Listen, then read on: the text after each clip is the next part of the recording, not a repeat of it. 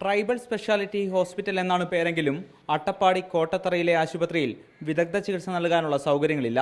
Central oxygen supply system ഇല്ലാത്തതിനാൽ ventilator സംവിധാനം പ്രവർത്തനക്ഷമമല്ലാത്തതാണ് പ്രധാന പ്രശ്നം.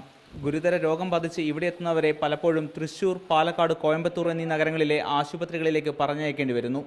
നവജാത ശിശുക്കളിൽ ജനിതക വൈകല്യമുണ്ടെങ്കിൽ നേരത്തെ തിരിച്ചറിയാൻ സഹായിക്കുന്ന ബെറ മെഷീൻ ആശുപത്രിയിലുണ്ട്.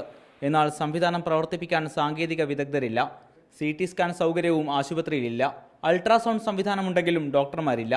അതിദയനീയമായ രൂപത്തിൽ മരണപ്പെട്ടൊരു പ്രദേശമാണ് അട്ടപ്പാടി മേഖല. ഈ പ്രശ്നം